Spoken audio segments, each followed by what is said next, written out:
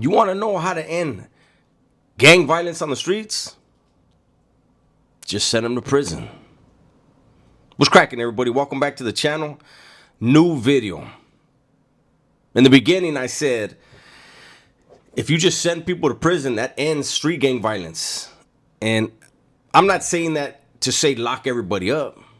It's not what I'm saying at all. What I'm saying is, there are guys, you see them all over the internet, on gang gang. That's all you hear nowadays. All these youngsters on gang gang, on gang gang. And they're saying their neighborhood every chance they get, and they're disrespecting their enemies every chance they get in conversation, right? Which to me is a new phenomenon.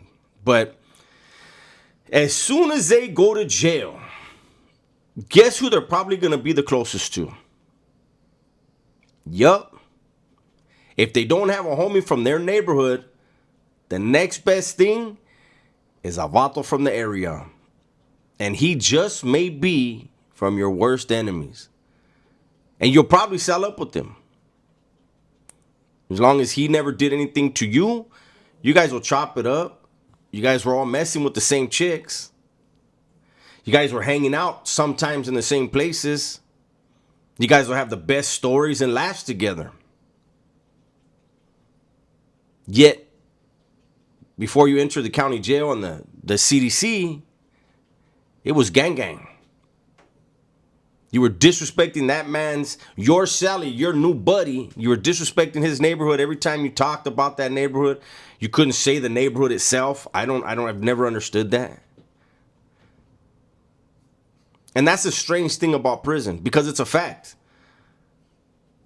I told a story a long time ago where there was a dude, I believe it was from 18th Street. And he was impressed, and he used to go to medical every morning. The Northerners noticed the pattern. He'd be by himself.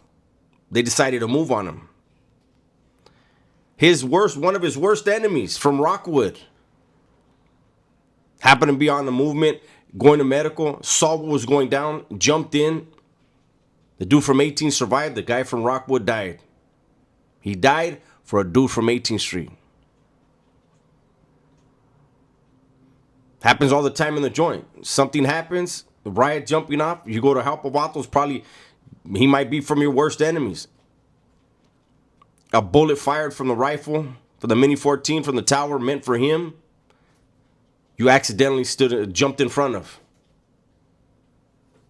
He'll never forget. Probably look at your neighborhood different. But the fact remains that prisons are packed full of people who did something to certain neighborhoods because they were a rival neighborhood, and then get behind the prison walls and you're willing to kill or die side by side next to somebody from that same neighborhood. Nobody questions it because we understand when you get behind those walls, your neighborhood don't matter. That's why when people always ask me about residents, I say that doesn't matter. If you're cleared, and when I say cleared, I don't mean by the CDC. If you're cleared by your faction to be on that yard, you're equal to everyone else. You're just another one of the guys on the yard, eh?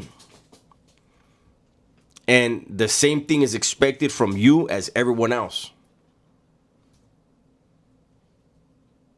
But isn't it a trip how no one ever really stops and thinks about that? Like, damn, Holmes. Hey, this vato was pretty cool, eh?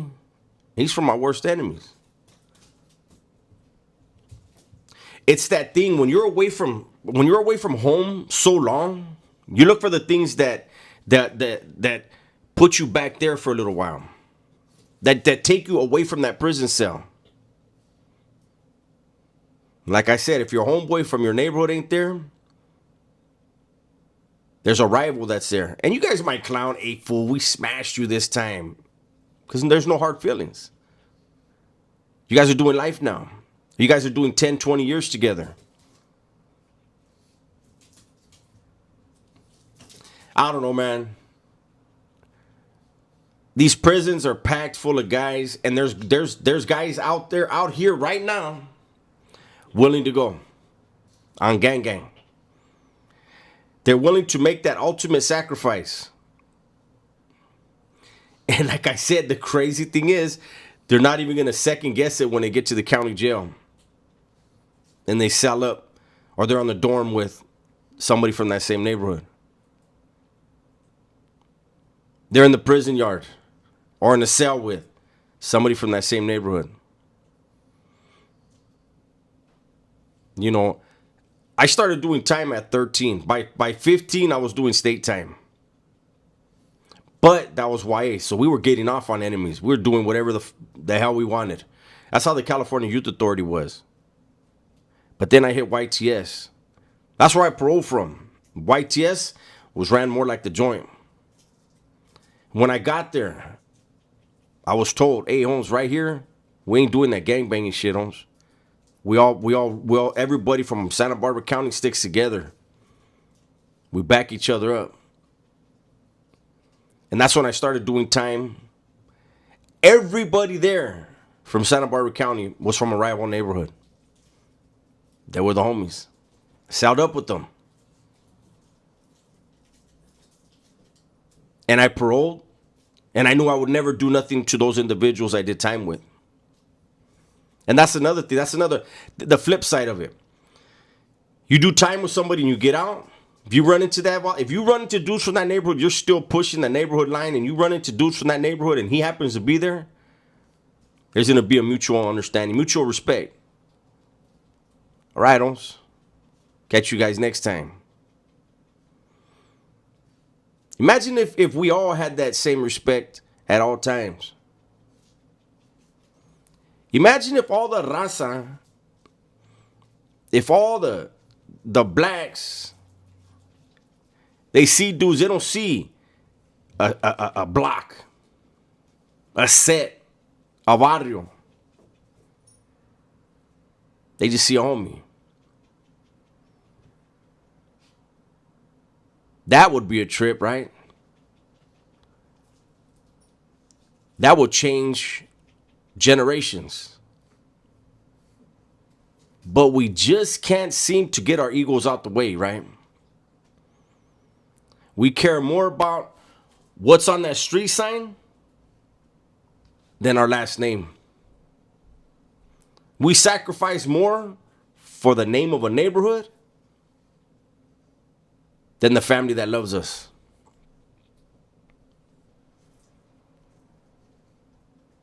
I remember when I was busted, one of my homeboy Tijuas, he would take, my mom used to play, she used to be really good at playing Keno and all that shit, right? And she used to go to Ray's Liquor in my neighborhood when she needed some money. And she would always win at Keno. So there were Polaroids of my mom all over inside the store, her winnings. 500, 600, whatever it was, right? And my homeboy Tijuas would take the little homies in there and he would point at my mom's pictures. You ever see this woman? She ever needs anything in the neighborhood, you help that woman. You take care of her. My homeboy Tijuas got deported a long time ago. He's in Mexico. I've never forgotten that. How many of us have stories like that, though? That our homeboys did that. We can't blame them. Because when we're out here on the streets and you're caught up in the neighborhood stuff, you ain't looking out for your homie. So how dare you get mad at them when you're busted and they ain't looking out for you? You didn't look out for the others that were incarcerated while you were out. Don't expect any difference. Anyhow, I just wanted to bring that to people's attention. One of the quirks of doing time. The people you hate the most on the streets, you're probably going to be the closest to in prison. That's my video for today. Hopefully you guys enjoyed it. Everybody, please be safe, be smart, and tell the ones you love that you love them, man. I'm out of here.